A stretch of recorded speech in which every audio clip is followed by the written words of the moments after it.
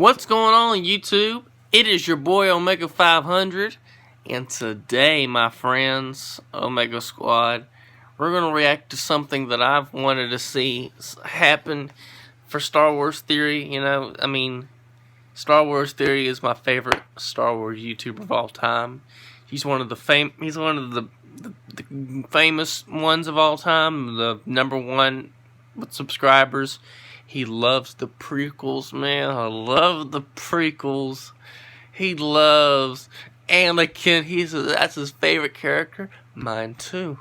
If I always wanted to meet, these are the three people I wanted to meet. I want to meet George Lucas, Dwayne Johnson, and Star Wars Theory. I would love to know them, So, we're going to react to 10 interesting facts about Anakin Skywalker. This shit's by Star Wars Theory. Make sure to go check the homie out. This cracker does good shit, bro. He does good shit. So, without further ado, let's get into the video, motherfucker. We would be honored if you would join us. How can you do this? Hey guys, how's it going, and welcome to another Top 10. Today, we're going to go over one of my favorite characters of all time, Anakin Skywalker, the Chosen One. Now, Anakin's got tons of information, canon, and legends out there. So you can imagine, really, this list could be, a top 1,000 facts about Anakin. But I'm just going to keep it short, and I'm going to keep only 10 here. And I'm just going to pick some random cool things, so I could even make it part 2 of this. So before I digress further, let's get on with the video. Number 1. Anakin's visions destroyed him. One of the questions that arise from Anakin's fall to the dark side is if he hadn't had visions of Padme's death, would he have betrayed the Jedi in the first place? Nope. He joined the Sith so he could save her life. No. But in an ironic, tragic twist, it was that very choice that ultimately led to her demise. So, if he hadn't seen the future, would the events that created it have occurred at all? The ability to see into the future was one of Anakin's most powerful and prominent powers. However, you should know that after the events of Mustafar, after he lost to Obi-Wan and officially became Darth Vader, he lost this ability forever. The death of Padme is probably the most well-known of his visions, but throughout Anakin's life, he was haunted by the future on various occasions, in particular during the Clone Wars, on Mortis, when he encountered an entity that was the embodiment of the dark side of the Force, known as the Sun. The powerful Force wielder revealed to Anakin what a dark turn his life would eventually take as Darth Vader. The knowledge of his dark fate twisted his mind, and the vision itself turned him to the dark side. But to restore him to the light, the memory was later wiped clean by another cosmic force entity called the Father. Number 2. Yep. Anakin was 12 when he built his first lightsaber. One of the most important rites of passage that a Jedi Padawan must pass is constructing their own lightsaber. Anakin joined the Order at a later age than normal recruits, but he was a quick study with a uniquely strong connection to the Force. So when he was 12, he built his first lightsaber. In the crystal caves of the planet Ilum, Obi-Wan took Anakin so that his apprentice could make his saber. The young Skywalker went inside the cave, found a spot, and began to meditate.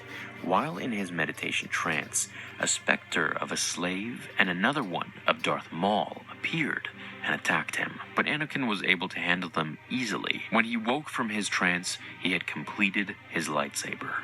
The saber was perfectly balanced for him, with a hilt that was heavy and rigid to complement his strength, and would go on to serve the young Jedi well, until he lost it in the droid factory on Geonosis in Episode 2. Number 3. He could tame beasts with the Force. Some Jedi were able to communicate. I wonder what his lightsaber looked like back then. I didn't really get a glimpse of it in Attack of the Clones. That's my favorite Star Wars movie of all time, and I don't really notice that. And or manipulate with non-sentient animals or creatures throughout the galaxy. This included Anakin, who trained in the ability from his earliest days with the Jedi. It proved especially useful for him in the arena on Geonosis, when he was able to calm down a ferocious reek and even mount it as his steed. The ability remained with him as a Sith as well. After his injuries on Mustafar as Vader, he would go on various occasions to invade the minds of beasts to be used for his own ends. Number 4. Years before his fall, he nearly left the Jedi. Given that the Jedi Council didn't initially want him to join the Order, Anakin was always a little uncertain about his place with the Jedi, but there was a point years before the Clone Wars, that the young Jedi actually decided to leave. Yeah, I His think I've heard doubts about were this. only heightened when he developed a friendship with Chancellor Palpatine, whose influence began to push him away from the Jedi. He started to wonder whether he was on the right path in his life. He joined the Order as a child and hadn't really made an informed choice. His doubts only grew over time, until he reached the point where he handed over his lightsaber to Obi-Wan Kenobi, having decided to leave the Jedi, as we can see in this old Anakin and Obi-Wan comic. However, a crucial mission interfered in his plans. He had to cast his doubts and uncertainties aside and focus on the important tasks at hand. Throughout that adventure, Anakin eventually changed his mind and made his own choice to remain with the Jedi, much to Obi-Wan's relief, and later, great regret. But yeah, what would have happened if Anakin had left the Order before the Clone Wars? That's fan fiction for another time. Number 5. Anakin's robes reflected his personality. Now, I've made a video on this by itself a couple years ago, but I'm going to reiterate and dive into a little more here. Anakin always stood apart from the other Jedi. We know this. He joined them at an older age. His power was unrivaled, besting every other student and even some teachers. His attitude was unconventional, and he would at times disobey orders and improvise during dangerous situations, usually to very successful outcomes, but his masters and other teachers found him reckless. You can argue that he liked making these little subtle, at times not so subtle, rebellious acts against the Order. Even his robes were a bit of a middle finger to the Jedi. They were a darker shade of brown than what most Jedi usually wore. They also incorporated a synthetic black leather surcoat. The black color was probably a fashion choice, but the material itself offered greater protection than traditional cloth, like Obi-Wan's. This came in handy for a man of action type like Anakin, as he would at times jump into situations before stopping to think them through. The robes actually supplied some protection against possible reckless lightsaber strikes, as they were dense and provided armor. Though the outfit, of course, didn't reflect lightsaber strikes, it merely gave him a bit better of a protection and feel. The outfit did have its practical uses, though. The Jedi were still a bit concerned with the obvious rebellious choices Anakin had made in the aesthetics of his robes. Concerns that, as it turned out, they should have taken more seriously. Number 6. Inspiration. Authors, on occasion, when they are trying to come up with a name for their characters, sometimes find inspiration from historical figures. That doesn't really appear to be the case with George Lucas, however, who seemed to have searched for cool-sounding names that reflected his character's function. Like, Luke's last name was originally Starkiller, but was changed to Skywalker, and he is a Jedi and symbolically walks in the sky compared to ordinary beings. With Han's last name, too, Solo was picked only because the character was a loner that lived by his own rules, as we saw in the Solo film. Though it hasn't been confirmed by Lucas, it is possible that the name Anakin might have a historical origin as well. There were allegedly giants called Anakim, who were creatures in the vein of Goliath from David and Goliath, living in Palestine. They apparently reigned supreme and favored war above most things, so perhaps Anakin was supposed to be the more aggressive name, and Luke could have been David to Anakin's Goliath. Number 7. Anakin almost became a slave again. When we met Anakin in The Phantom Menace, he was a slave, which, even after he was freed, was something that haunted him the rest of his life. He resented anyone who was involved in the horrendous trade. So, when during a mission in the Clone Wars, Anakin, Obi-Wan, and Ahsoka ended up in bondage, the former slave was probably dealing with one of the most difficult moments for him in the war, in order to rescue Togrutan colonists who had been... Bro, I remember this shit. These were one of my favorite episodes. They were like so good. The stories were good. So action packed, dude. Like, Ahsoka was very beautiful and sexy in the slave outfit, bro. That's how awesome it was, man. Shit was tight. Kidnapped by Zygerian slavers, Anakin, Obi-Wan, and Ahsoka posed as slavers to get their queen's favor. But she figured out who they were, and Anakin was forced to serve the queen as her personal slave. Because his friends' lives were in danger, he obeyed her for a time. Eventually, he devised a plan to escape at the right moment, while the queen had to face the wrath of Count Dooku. Only a slave again briefly, he and Ahsoka promised to free the galaxy of slavery after the Clone Wars. Of course, it could be argued that Anakin was a slave his whole life. On Tatooine, in bondage, he had a master, and then as a Jedi, he had masters. As a Sith Lord, he had one master, Anakin Skywalker, Darth Vader, was never free to be his own man, if you really think about it. He always had to answer to someone else. Number 8.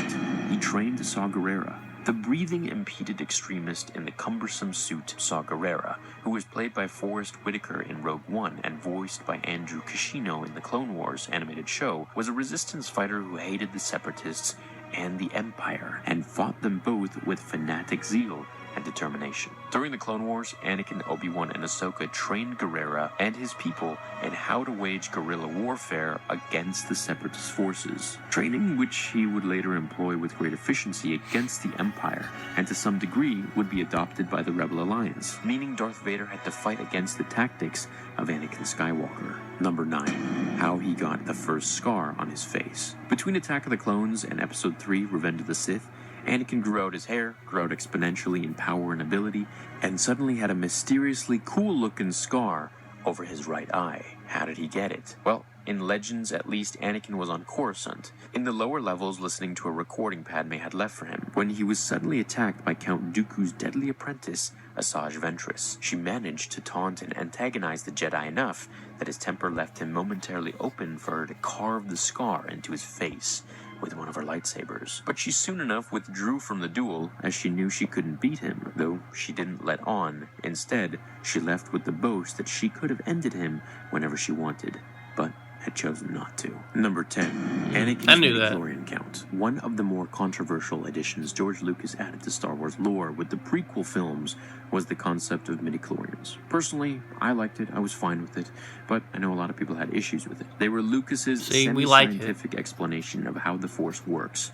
where before, the Force had been more of a spiritual, mysterious galactic energy, and I feel like they still are. However, this was George's scientific way of trying to explain it. I'm not going to get into whether the addition was a good or bad thing. Either way, they're canon. A Force-sensitive can sense the strength of the Force in other beings, but to understand their potential, a count of their midichlorians is made. If the Jedi lived in a video game, you can say that the midichlorians are a type of stat level, with Anakin Skywalker having the highest number of any Force user in the history of the Jedi. His count was over 20,000, with even some sources citing it at over 27,000. What he could have become at full potential remains unknown, but it's clear he would have become something incredible, as even with a crippled, burnt body, he had no equals. I hope you guys enjoyed this random 10 facts video about Anakin. If you'd like for me to do another one with some other 10 facts, or maybe even, 10 top powers that Anakin has in Legends and canon as well, just let me know in the comments below, and I'd be happy to do that for you. Hope you enjoyed this video. I'll see you in the next one, and until then, remember, the Force will be with you, always. Well, man, I gotta say, bruh, I knew some of this shit before, and, I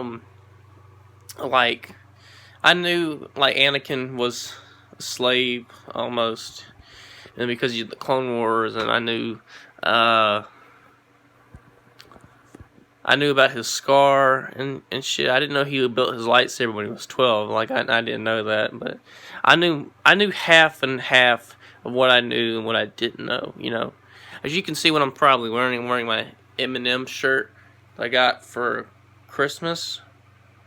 See that? It says Slim Shady right down there, and some D12, because that's what group he was in. He was the only white guy in the group. The rest were black. I mean, who cares, man? Well, he's a rapper. He can do whatever he wants, So, make sure to subscribe and hit the bell. Give me a like. And, I'm gonna release the Modern Warfare video. I'm gonna play some more Jedi Fallen Order. Okay. I'll catch y'all on the next video. Omega 500. Salute, bitch. I shouldn't call y'all bitch. No, I can't say Twism because I'm gonna steal Blasphemous HD's line. I'll see y'all in the next video.